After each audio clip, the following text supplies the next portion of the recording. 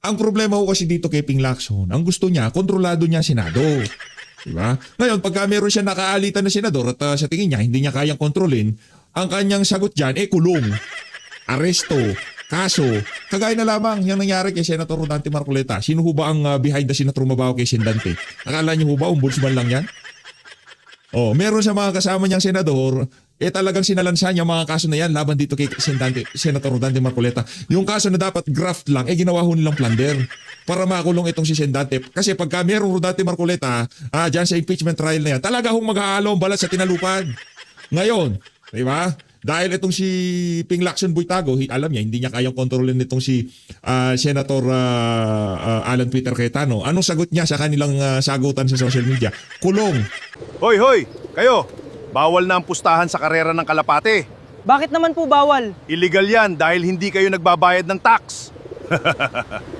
Libangan lang namin to. Maliit lang naman ang pustahan namin. Katuwaan lang to. Tapos magbabayad pa kami ng tax. Para ano? Para ibulsan nyo na naman? Pasmado yung bibig mo! Yung mga kalapating kasama mo ang illegal dahil may pamilya ka na at yung tax napupunta lang sa kanila. Biruin mo 250k tip pa lang. Anong kalapate ang sinasabi mo? Wala naman akong kalapate. Sus, maang-maangan ka pa, tuplok. Yan yung mga babaeng kasama mo. Kalapating mababa ang lipad. Na-real talk ako dun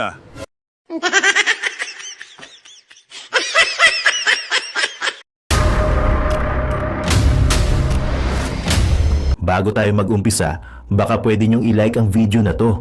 Malaking bagay ang like sa aming mga content creators. Maraming salamat po.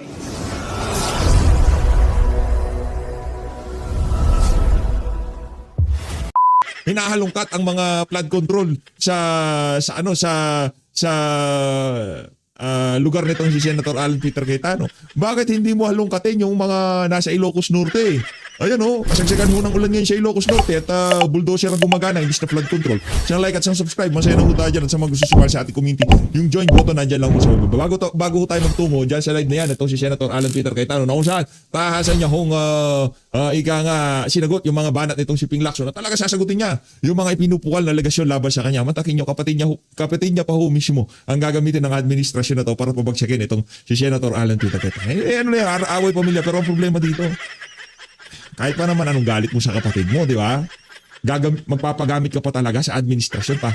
Wala Yang na yan, yung Lino Cayetano. Partida, si Senator Alan, di niya binabanata yan si Lino Cayetano. Kaya kudos kay Senator Alan Peter Cayetano. Siguro insecure. Insecure si Lino Cayetano dito kay Senator Alan Peter Cayetano. Matalino may utak. Si Lino, hindi ko alam kung anong klaseng individual yan. Ito, bago tayo magtungo dyan sa away na yan ni Senator Alan Peter Cayetano at nitong si Ping Lacson. Para dito sa mga mga woke, mga kabataan ngayon. Pagka binigyan kayo ng script, please lang, sundan nyo yung script. Huwag kayong lili sa script. Naga, Davao, napakalayo. Ang problema, siya nahuhuli ang isda sa bibig. At kung ano yung sinasabi ng puso, lumalabas sa bibig, kadalasan niya na laman ng puso. Ikaw, madam, alam ko DDS ka. Huwag mo nang ipagkaila. Huwag mo nang itanggi. Masyado kayong obvious. Panoorin natin itong mga kababayan. Ang bihira talaga ito. Game! May napipisil na tayo sa kanila. Si Lenny Robredo. Lenny. Maganda na yung development ng Davao. What more pa kaya kung sa whole Philippines? Naga, yan, tinuruan ka pa ng katabi mo. Sir, hindi siya marunong sumunod. Sabi ko, tinignan niya muna, nakita nyo. Tinignan niya muna yung katabi niya. Tinignan niya muna yung nasa harap niya. Tingnan nyo. Ng Davao. What more pa kaya kung sa whole Philippines? Tinignan niya muna gano'n, tapos sabi tingin sa kanya. Naga, yung instruction, Naga. Naga yung instruction. Alam namin DDS ka, pero bayad tayo dito Di ba? Bayad tayo na sabihin, maganda ang development ng Naga. Hindi pa tayo nagpunta ng Naga, pero sa Davao nagpunta na tayo. Maganda talaga sa Davao. At ako, may pagmamayabang ko sa inyo na magpunta kayo ng Davao. Ikumpara nyo yung Davao na yan sa ibang mga syudad sa Pilipinas. Sasabihin ko sa inyo talagang pagkapangit ang Davao, balikan nyo ako dito sa PH Update. PH, fake news ka, hindi maganda ang Davao. Hindi, putaong na kayo. Sa tingin ko, kahit loyalista, talyanista, dilawang pinklawad, pagdating nyo ng Davao, converted kayo, DDS kayo kagad. Di ba? Converted kayo, di ba? Hindi na para sa akin, konbinsihin ko kayo, punta kayo ng Davao. Ito, malamang sa malamang. Itong si ate girl, nagpunta na ng Davao to, kaya kadalasan kung ano laman ng puso mo, yan ang lumalabas sa bibig mo. Kung ang puso mo ay puro kasamaan, ang puso mo ay puro paninira, di ba? Kagaya nitong mga pinklawan, dilawan, mga talyanista at yung sa imanda, lumalabas sa bunganga nila. Di ba? Ngayon, kung ang puso mo talagang nasa Davao at wala sa Naga, yun ang lalabas sa bibig mo. Kaya madam, huwag ka na magpanggap. Alam namin, ka-DBS ka. Ay, naga yun. Ulit. Ulit. Okay lang naman, wala problema umulit. Palakpakan nyo nga itong si ate girl. O, bira, ulitin natin, wala namang problema. Ulitin yan. Ano bang ulitin natin, di ba? Ulitin. Ganda na yung development ng city. So, what more pa kayo? Meron ng KFC drive-thru sa Naga, ha? Development dyan. Drive-thru. Maganda ba ang Naga? Ay, ito magaling to. Palakpakan natin ito, kuya. Bayaran nyo na maigi yan, ha? Bayaran nyo itong dalawa na to. Kahit pang merienda lang. Kahit pang bili lang ng bingo at saka coke, ha? Bigyan nyo itong dalawa na to. Oh. Doon sa Ting-ting-ting. Meron pa sound effect na ganun para talaga nagbibilang, eh, no? Naga City, makikita naman natin na meron talaga siyang Wala, ginawa. hindi ko nakikita. Kasi pinakahuli sa aking pagkakaalala, bubuhusan na napakaraking pera ng administrasyon yung Naga para mapaganda. Bakit? Para maipakita ng Naga na pwede siyang ipantapat sa ano. Kasi ang hinahanap ng tao ngayon meron ka bang Exhibit A? Yun ang pinanalo ni Duterte. Kaya nung mga nakalipas na panahon, umuugong na bubuhusan na napakaraming pera ang Naga para pagandahin. Yun ang panlaban nila doon sa naratibong Exhibit A, Davao City. Maganda ang Davao. Pero yung 2 taon, sa tingin natin, hindi na sapat yan para pagandahin yung Naga. Kasi ano yan 10 taon yan na dekada bibilangin mo para makapagpaganda ng syudad. Pero yung 2 taon, siguro yung anong tawag dito, yung cosmetic beautification, ika nga. Pero yung infrastructure matagal yan. 10 taon binibilang dyan. Isang buong terminong kailangan mo dyan, di ba? 6 na taon, si Tatay Digong tagal bago napaganda yung Davao, di ba? Kaya hindi tayo nababahala kahit na, di ba, mamayat maya, nasa Naga si Marcos Jr. Gusto niyang buhusan na kasi alam nila, hinahanap ng tao ngayon, hindi pwede yung puro boka, puro daldal ka lang sa pitch mo, pero wala ka naman na naihahain sa sambayan ng Pilipino. BP Sara, Davao City, palakpakan. Nawang development. Parang tinatanggal na yung mga kable ng kuryente sa taas, ibababa na nila. Davao yan! Davao yan. Pero Davao yan yung kable na nalagay sa baba. Sa Davao yan, bro. Hindi sa ano yan, sa Davao yan. Davao po yun! Anong improvement ng Naga? Yung may KFC drive-thru na? Aray ko. Viral talaga yung KFC drive-thru, no? Yung may pambihira naman eh. Yoko na. Mga bobo. Nag-aral kayo, bobobo nyo. O diba, yung babae, yung first na sumagot. Nadulas siya eh, no? Maganda daw yung Davao. Galing na siya doon eh. Di ba? Galing na siya doon. By the way, long time no see ha. Ang tagal nawala nitong ano pangalan to? Si Chinito Tisoy. Pambihira. Pangalan pa lang talagang Chinito Tisoy. Pambihira talagang matindi ha. Dito tayo kay Senator Alan Peter Cayetano. Nadulas si ate eh. Okay. I thank God for this opportunity na makasama kayo ngayong Biyernes ng hapon. God bless you all. Sa ating pong mga kababayan, aking Facebook friends and family sa Luzon, Visayas at Mindanao. At dumadami po tayo sa ating pong mga mahal na mga OFWs all over the world po. Mga nasa Middle East, nasa Europe, nasa Asia, mga nasa Africa. Sabihin mo kung saan may opportunity, nandyan ang Pilipino. At pag nandyan ang Pilipino, kitang-kita yung Philippine excellence. I praise God for you, ating mga OFWs who keeps our economy alive, especially during hard times. No? Hard or good times, maganda takbo ng ekonomiya, very problematic economic crisis, nandyan kayo. But definitely, pagka nandyan yung crisis, yung remittances nyo, yung pagmamahal nyo sa inyong mga kamag-anak, yung pagsisikap nyo, kahit yung iba may gera na dun sa lugar nila, ayaw pa rin talaga umuwi. Just to be able to help the family and the country. Ang mahina yung boses So, ni magandang Sen. hapon po sa inyong lahat. Monday po, SONA. State of the Nation Address. Dinig na, okay na. I've heard na from a few people. Isang kaibigan na congressman, Congressman Erice, sabi, nagkukwentuhan kami, sana. I also heard it from some host of Bilyonaryo news channel na SONA versus Sana. Sana. And I remember during the Sana time of versus Sana. former President Gloria Macapagal Arroyo, I think yung opposition kami noon, nagamit din yung Sana. So I've been talking to some friends about what do you think Sana should mean? Diba? So si Jeremiah Belica, Brother Jeremiah, sabi niya, leadership kasi is stewardship eh, diba? Yung hindi naman ikaw may-ari eh. Pag ikaw ay mayor, you don't own the city. When you're governor, you don't own the province. When you're president, you don't own naman the Philippines. Diba? You're steward, katiwala ka Sabi naman ng aking good friend na si Mari, get well and get well soon and get well very well because kailangan na kailangan ka pa. Hindi lang ng yung organisasyon but yung mga communities talaga na pinagsisilbihan mo. But Mari always told me na sa lahat ng Filipino words at lahat ng words na alam niya to describe a leader, gusto niya yung pinuno. Bakit niya gusto daw yung pinuno? Kasi sabi ni Brother Mari, ang pinuno kasi, pinupunuan. Kasi lahat naman may pagkukulang eh. Walang perfect sa mundo. Ang Panginoon ang perfect. Galing nung ano na yan, Pero ah. ang tao, despite Pinuno. us being made from the image and from the nature of God, we are imperfect. So katulad ngayon, pasensya na po kayo, may pesting ahem. I really enjoy kasi my coffee. And sometimes I shouldn't have too much. Pero yun yung enjoyment ko. Hindi ako pwedeng mag-enjoyment masyado ng pagkain kasi mabilis din akong lumaki. And katulad nito, it's been a very busy 2 weeks.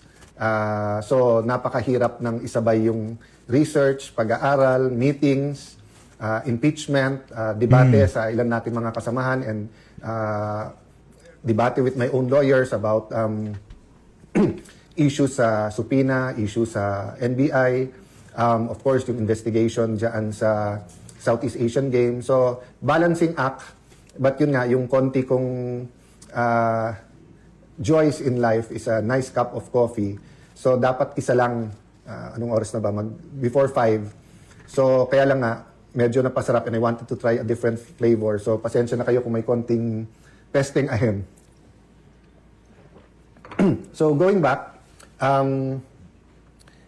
sabi ni Brother Jeremiah, stewarding national aspirations, di ba? Or stewarding a nation's aspiration, di ba? So, nasabi ko naman sa kanya, stewarding a national agenda. So, yung national agenda, yung may plano ka na, di ba? And when you say national agenda, hindi to Pinklawan agenda, hindi to DDS agenda, hindi to Marcos loyalist agenda, hindi to hard left, hard right, hindi to religious agenda. A national agenda means nag-a-agree tayo as a nation, yun ang agenda. Nation's aspiration is easier. Tama yung sinabi ni Jeremiah Bellica. For example kasi, di ba?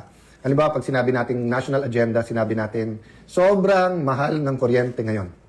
Ulitin ko at alam kong feel nyo to. Sobrang mahal ng kuryente ngayon. Kahit ako medyo nahulog ako sa aking kinatatayuan nung nakita ko yung bill ng kuryente. Dati nagbibil ka lang ng 4,000, pagkakita ko, ba't 9,000 na to? Anong nangyari? Pag ganyan ako sabi ko, ba't duplado to? Nangyari dyan? Kaya pala daming nagrarat sa social media dahil dito sa... nagulat ako. Sobrang ibang klase ng mga ngayon, mga panahon natin ngayon. No? Kaya yung dyan, yung mga meron ba tayong super tanks? Meron ba super tanks yan para may pagbayad tayo ng kuryente? Baka maputulan na tayo. Mega love shoutout dito kay Sir Herbiscal, dito kay hindi ko kayo ni-encourage. Kumbaga ito, mga nagbigay na ito. Si Ma'am Tess, si Sir Herbiscal, di ba? Kaya sina-shoutout ko lang. Kasi pandagdag din ng pambayad ko niya. Si Ma'am Raspberry. Si Tini, Yolanda Buna, maraming salamat Ma'am Raspberry. Maraming salamat. Kahit na papaano may pandagdag tayo sa hindi ko kayo na-encourage na magpakulay o kung ano pa man. Yung kasi parang ramdam nila yung ating, sabi siguro tumaas yung kuryente ni PH update. Wala namang malita yan. Wala namang PCO yan na maya merong, di ba? Kontakin yung mga kababayan. Hatihan nila, hatihan. Kumbaga itong normal na bigay nila, 250,000. Ganon katindi. Hindi galing atin yan. Galing yan doon sa screenshot sa di umanong phone nitong si Mima Alicia. Apat sila maghahati-hati doon sa, hindi ko alam, sa malaki, milyon ng pinag-uusapan dito. 250,000. Kung normal lang yun, siguro pa-bonus lang nila yun. Pero balita ko natin, yung mga high-level na content, content destroyer.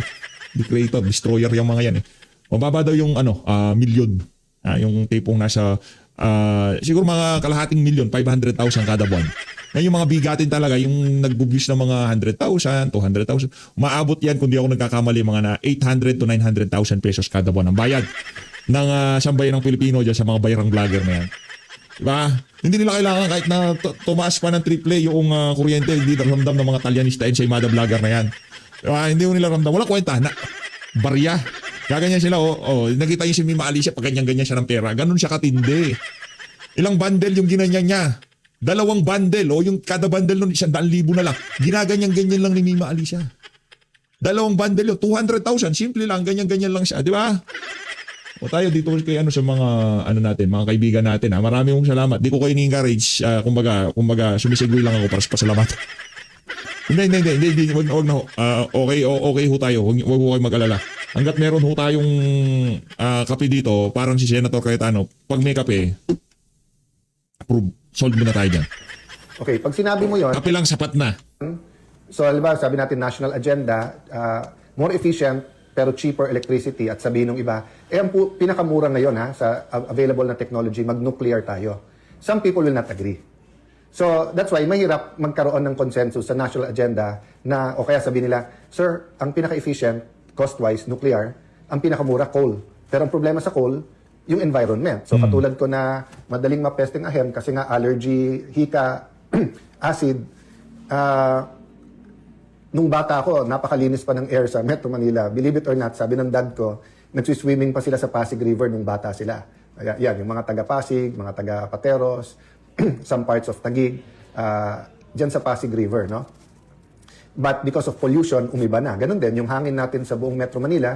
So ngayon kahit sabihin mong good or stable conditions, relative pa rin yan kasi medyo as of today's standard or what's safe for human. But dati, nung marami pang puno, less cars, less diesel engines, less coal plants, di ba? Pero pag sinabi mo kasing national aspiration, for example, sinabi mong a safe and comfortable life. Pag sinabi mong affordable cost of living. Pag sinabi mong affordable cost of living, kayang bayaran ang bahay, medical expenses, pag-aaral ng mga anak, ikaw mismo kung gusto mo continuing education, di ba? So lahat yan pag-uusapan sa SONA, but of course limited din ang time ng presidente. Nakailan SONA na rin ako simula nung naging congressman ako ng 1998. Nakailan boycott din minsan, depende sa sitwasyon. Nakailan sana na rin. So let me inject at this time biblical principles. Yeah. Biblical principles for all of us, regardless of our political affiliation or leanings. No? Number 1, kung anong ating itatanim, yan ang ating aanihin. Okay? Kung ano ang ating itatanim, yan ang ating anihin. For example, kung sasabihin natin, we should make it easier for hardworking people. We should allow them to get capital para hindi sa 5-6 lang tumatakbo. We should promote hard work. Pero halimbawa, promote natin online gaming, pagsusugal. Yung binebenta ng online gaming, yung manalo ka, get rich or get money quickly. But sa totoo lang, ang nananalo lang naman sa gaming, yung may-ari, yung nagpapasugal, di ba? Pero yung nagsusugal, sabihin mo sa, I'm not sure about the statistics, whether 1 out of 10, 1 out of 50, 1 out of 100, 1 out of 1,000, ang kikita dyan. So, nung uso pa talaga yung weteng, sabi nila, ano ba naman yan, piso-piso, 5 piso. So, ganun din sa online gaming, sasabihin, 5 pesos, 10 pesos, 50 pesos. But actually, sinabi nga ni Becoming Filipino, di ba, Nicolas, na pagsakay nga niya sa jeep, sabi ng jeepney driver, nagsimula sa 10, 50 pesos, but minsan, kalahati o yung kinita niya na sa isang araw, sa palaran na sa pag-susugal. And this was the time na connected yung mga online wallets, kaya napakadali. So what happens? When itatanim mo, gusto mo itanim, hard work, pero ang tinatanim mo, yung seeds nung sugal, nalilito din yung tao. Diba? So ganun din, you want integrity, you want honesty. Pero sa schools, hindi bawal mangopya, hindi bawal mangbully, di ba yung stealing, cheating, lying. So aanihin mo kung ano tinanim mo eh. So madalas natin sabihin mga harmless crimes, di ba? So nung wedding nun, sinasabi, tumataya ka naman, kung fair naman, so sino nasasaktan? But values and morality hurt a nation, or having the wrong values and having immorality hurt the nation as bad or sometimes worse than yung mga crimes na sinasabi that hurt us, di ba? So that's the first biblical principle I wanted to say. Kung anong ating itatanim, yan ang ating anihin. Number 2, yes, may plano ang Panginoon para sa atin. Jeremiah 29:11, for I know the plans I have for you, plans to prosper you, plans not to harm you, but to give you hope in a future. Gustong-gusto ko banggitin si Jeremiah kasi si Jeremiah po ay tanggap ng Hudyo, ng Kristiyano, ng Muslim, na siya po ay isang propeta. Sa mga kapatid natin Muslim, assalamualaikum po sa inyong lahat.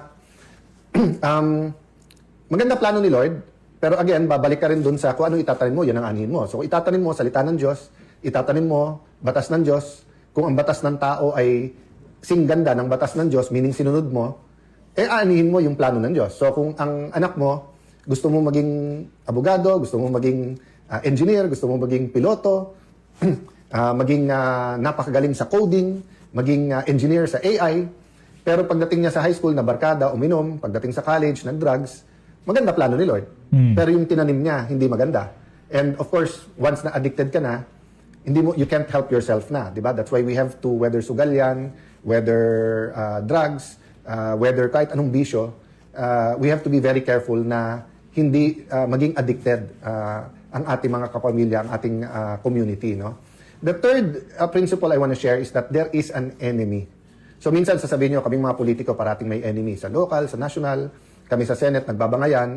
Malungkot po ngayon kasi medyo nga napalalim yung bangayan, but somehow there's always a cycle na nagkakausap, someone wiser or cooler heads na nag-uusap kasi napaka-importante naman yung Senado. Tinamaan din ako nung sinabi nung ilan namin mga kasama na kung sino man ang tama, sino man mali, pero kung bangayan ng bangayan, baka may mag-take advantage at i-push ang charter change at ma-abolish ang Senate. So I'm not proposing na walang debate, but I do agree that we have to have ground rules para nga yung hindi lang yung imahe but yung trust sa Senado nandun, especially when the country is in crisis. But the principle I wanna say is that there is an enemy. It's a spiritual enemy. It's a fallen angel na ang sinabi sa Bible, he is there to steal, to lie, to cheat, to destroy. So, I think steal, kill, and destroy yung nasa verse, di ba? But we also know that cheating, di ba, is deception, di ba? Mga tools ng demonyo yon. So, hindi tama na sabihin yung kadebate o kalaban natin ay demonyo. So, kung ikaw ay nasa kaliwa, hindi tama sabihin na demonyo yung kanan. Ikaw nasa kanan, hindi tama sabihin demonyo yung kaliwa. But just as there are heavenly influences, di ba? There are demonic influences. Ibig sabihin, ginagamit ng demonyo yung kanyang ideas para nga we will steal, cheat, and destroy or kill, di ba? Or lying, cheating, and stealing, di ba? Kasi hindi naman lahat pumapatay, di ba? Pero ang pagnanakaw, nakakapatay din. So although hindi mo direkto, that's why regardless on what side we are, di ba? Meron talagang bawat grupo, meron talagang anti-corruption stand. Ang hindi lang magkasundo, kung paano i-implement to. So if we look at all of that, we should be able to come up with national aspiration. Pero kahit na meron tayong aspiration, ibig sabihin meron po tayong pangarap, may panaginip tayo bilang Pilipino. Kung wala to sa plano, medyo cliché na po to, cliché na hindi na natin matandaan sino nagsabi. I'm sure kung i-google natin lalabas. But sabi nila, those who fail to plan to fail. Ulitin ko ano to, cliché na. So ginamit to ng maraming tao na that those who fail to plan to fail. So kung sinabi ni Lord, may plano ako para sa inyo, He gives us knowledge, He gives us understanding, He gives us wisdom, He gives us talents, He gives us resources. Ang Pilipinas po, number one resource, siyempre ang Pilipino. Having said that, karagatan natin, bundok natin, farmlands natin, gold, silver, nickel, oil, natural gas. Meron ang Pilipinas, di ba? Hina-harness pa lang natin. But what do we do with it? Do we plan? Or pumapayag ba tayo that the devil allows that stealing, cheating, killing, destroying happens to us, di ba? Killing dreams, for example, di ba?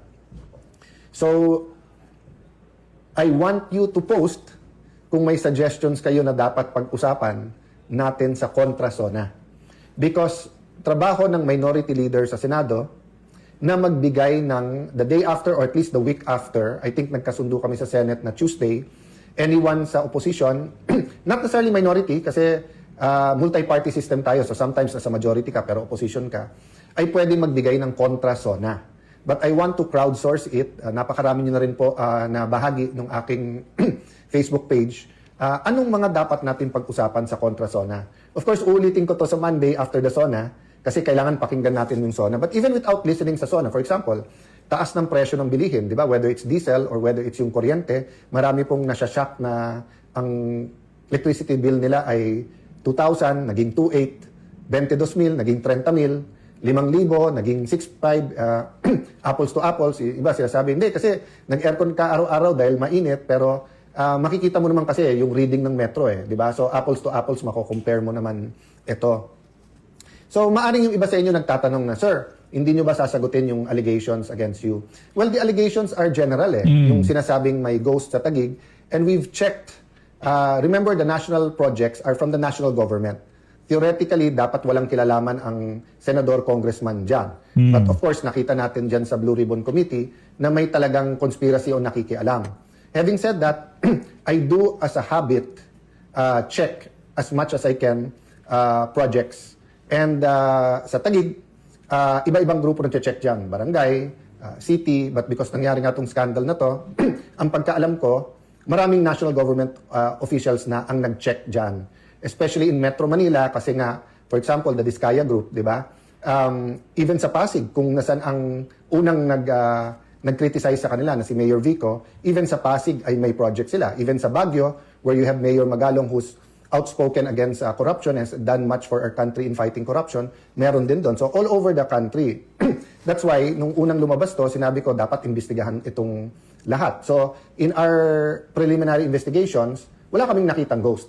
Yung mga nakita namin may problema, we reported it earlier. That's why no less than the top DPWH officials from the regional to the national level have inspected some of the projects na may problema. At hindi kami nagkulang na magsabing, eto, mali ang pagkagawa, eto, bakit ganito, eto, ang tagal-tagal na.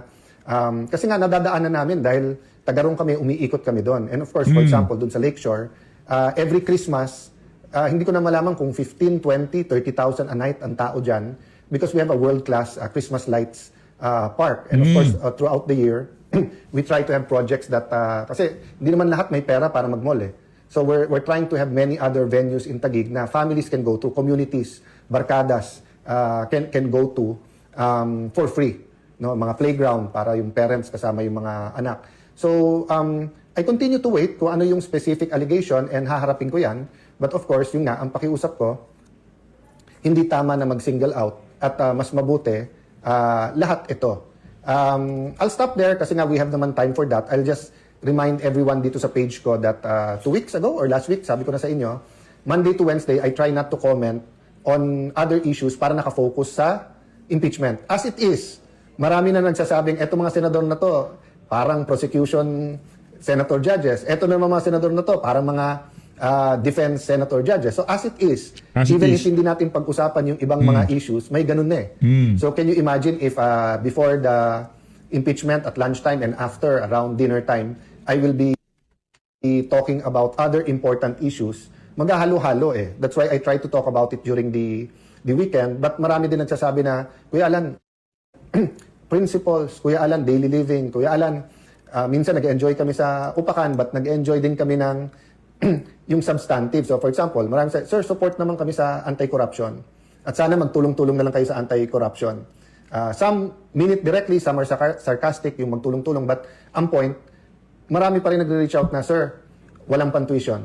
Sir, 3 na yung tumulong sa amin sa medical assistance pero kulang pa rin. Sir, ang taas ng presyo ng kuryente at totoo ba na ang pagkain tataas pa? And then you have the businessmen and women, no? So, for example, restaurant owners, I've been talking to them. Minsan managers, sabi, Sir, on the average, 20-30% ang hinina. I talked to a friend who's an artist at kunikwento din niya na panay may kaya naman yung kanyang kliyente pero nakikita niya pagka yung sentiment, whether actually humihina negosyo or may sentiment lang na slowing down yung economy, slowing din daw sila pang gastos ng hindi mga essential. So, for example, sa kuryente, I know the DOE, I know the President, I know the Uplift Group is doing something about it, but it might be time for a EDCOM type of we have a PowerCom, but this is House and Senate. Hindi po ito with the private sector and with ERC and with everyone, no? Whether it's a weekend conference or it's a ad hoc committee that will meet for the next 6 months, hindi po sustainable na may mga area na brownout ng brownout, may mga area naman na wala pa rin kuryente until now, and then hindi sustainable yung ganong kataas na kuryente, whether we're talking about commercial or industrial or residential. Diba? I think isa na tayo kung hindi tayo mismo ang pinakamahal sa ating region. So, hindi sustainable So, pag ganun nakalaki yung problema, hindi pwedeng sabihin lang yung top level. It has to be the whole of government and whole of community approach, di ba? So I hope you understand, guys, na I do want to have more discussions with you guys, but I meant it na kami sa minority, walang minority majority po sa impeachment court, pero meron sa Senate. May administrasyon, opposition. And whether you say it's true or not, we feel yung nakatutok sa amin, whether sabihin mong baril na nakatutok o sabihin mong kutsilyong or sword na nandyan sa liig nyo. So, like in my case, di ba? I have to do the research, I have to do the readings, I have to listen to the lawyers, give them instruction, they have to give me feedback at yung opinion nila when it comes to the impeachment. Stuff yun, so legit yun. And then yung sa priority bills, may mga gustong-gusto tayo, meron tayong iba na we disagree. Then pressing issues, let's say kuryente. Then you have yun nga, yung biglang, ilan na ba ang existing kong investigasyon ngayon? So yung sa obstruction of justice, sumagot na kami, pero nandyan sa ombudsman yan. Tapos sabi nila, iniimbestigahan pa nila yung May 13 sa Senado. So, nandyan yan. Tapos yung SEA Games daw, iniimbestigahan nila. Tapos ang Taguig daw, iimbestigahan. So, Kaya nga, no, patong-patong na iniimbestigahan dito kay Senator Alan Peter Cayetano, Taguig, SEA Game, ang daming kaso, pambihira. Apple of the eye ng Malacanang ngayon itong si Senator Alan Peter like it or Cayetano. not, that takes up time and it's a distraction. So, ang dali ko sabihin, sorry, today nakatutok ako sa impeachment, which I do. But if I have to read some documents or read about that, talk to some people about that, etc., that's a reality. So, syempre, nung sinabi halimbawa na may ghost projects daw sa Taguig, syempre, dino-double, triple check ko, tinitignan ko. Pag sinabing may ganito, may ganyan, di ba? But pag sinabi it seems like ganito, kailangan ko tignan. Baka naman yung impression, ganon, pero may technical lahat yan eh. You know, engineers, architects, scientists, medical technicians, lawyers, those are all highly technical, accountants, may mga language at kultura yan na hindi likha. So like ako, abogado, hindi naman ako engineer. So pag sinabi kong, bakit flood control yan? Sa ano naman napunta yan? Sa Cali at Park. Sabi, sir, kasi part yan ng major project from Taguig all the way to Pasig to Rizal na yung road dike. So basta't dyan mo nilagay, ganito technically yung ganyan yan. So may mga ganon eh. So handa po tayo na harapin, of course, yung specific. Having said that, hindi ko pwedeng pabayaan ang legislative agenda, ang trabaho ko sa impeachment, ang trabaho ko rin sa holding everyone, including myself and people close to me, accountable, and including fighting for a national agenda. So let me close by saying, we all pray for a nation that is transformed.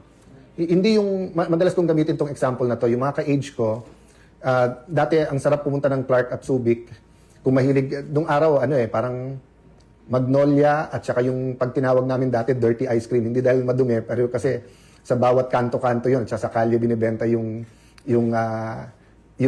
ice cream at masarap yun, nilalagay pa sa tinapay, so ice cream sandwich. Later on, nagkaroon ng Coney Island ice cream. Pero dati talagang Magnolia lang. So ang point ko, ngayon napakarami na. So napakaraming options na sa lahat ng ating mga kailangan gawin at atupagin or bigyan ng pansin, di ba? So some people will say, sir, sana naman more on health. Ayan, bago na yung secretary. Ilan tawag tayo na palitan na ang secretary. At so I really have high hopes that the new secretary will do major reforms and will really lay the foundation for better health services and care, no? So I do believe in giving people benefit of the doubt, giving them a chance kahit na hindi ko sila kapanalig sa politika, for example. But in the case of the health secretary, little info, but I really wish him the best at sana talagang walang politika sa DOH at maayos to, no? But going back to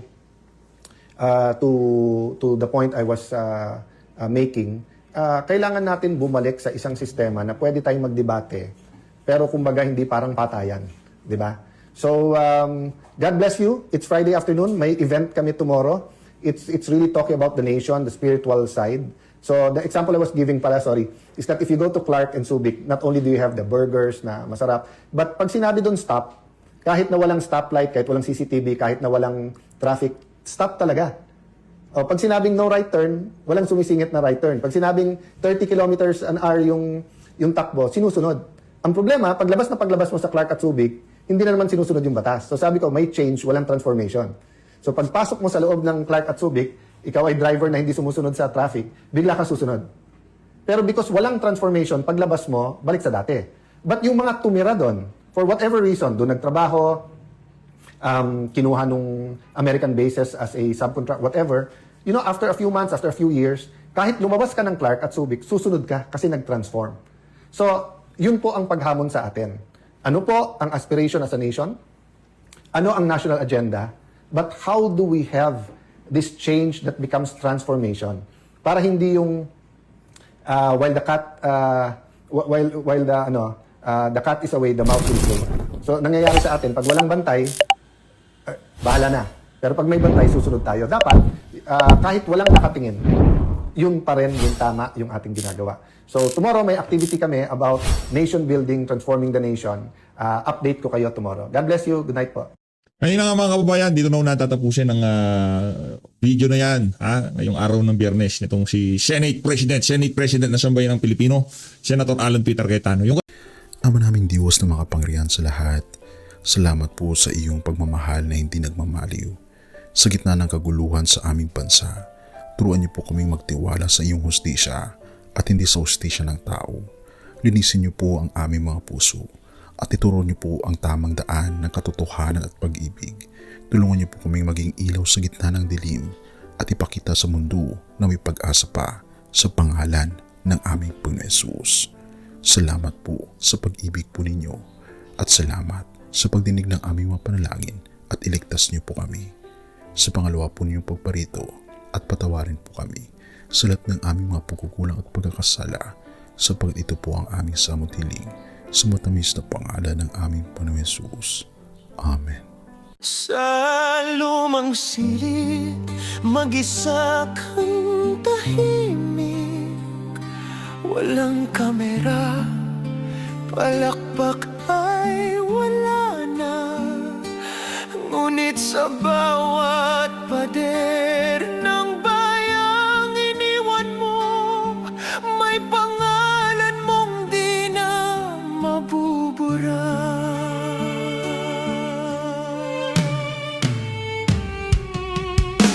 Minsan kang naging balikat ng mahihina, kalaban ng takot, kakampi ng man laging nasabi ang tama, pinili mong ipaglaban ang madla. Hindi ka sakdal gaya naming lahat, pero tumindi ka ng walang pag-atras. At ngayong pagod ka na, kami naman ang sasalo ng bawat bigat.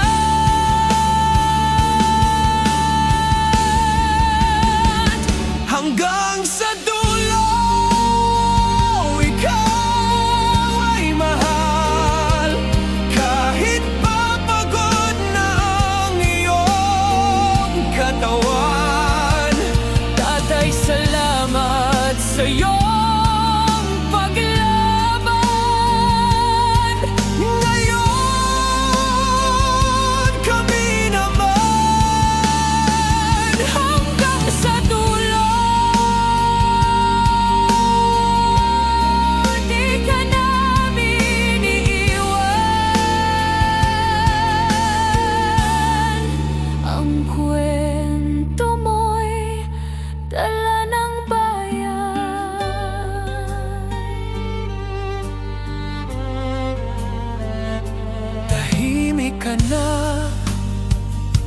Sa mga batikos, wala nang tugon, wala nang galit, pero sa mata ng mga maralita, naroon pa rin ang tapat mong alaala. Marami mang di nakaintindi, marami pa rin